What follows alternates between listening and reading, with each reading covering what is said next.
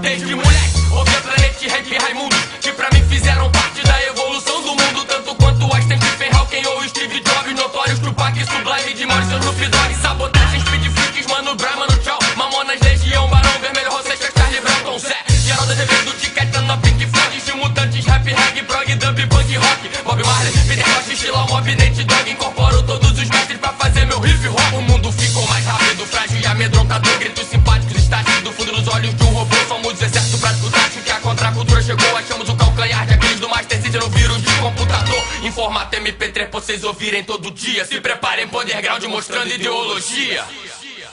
Ideologia. Eu quero uma pra viver. Ideologia. Eu quero uma pra viver. Tamo aí pra reviver, pra matar e pra morrer. Rap cena contra o sistema, dou meu sangue pra escorrer. Com uísque ouvindo blues, na praia escutando reggae. O rock com sexy drugs, o samba desde moleque. Do cinema veio jazz, pra roçar nas minas shot. Se abriu o mar de Moisés quando veio o hip hop. E agora sim o horizonte se abriu. Covarde a cara cobriu e o mundo descobriu que estamos prontos pra revolução. Morrer jovens como Jim Morrison. Morre o homem, mas não morre o som. Mais uma vela, uma gaita e um tambor. A lua bela que inspira o amor.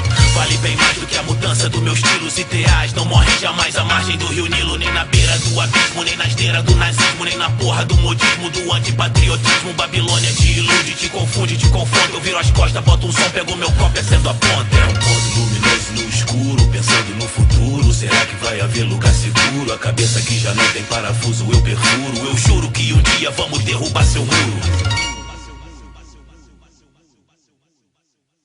Ideologia. Eu quero uma pra viver. Ideologia. Eu quero uma pra viver.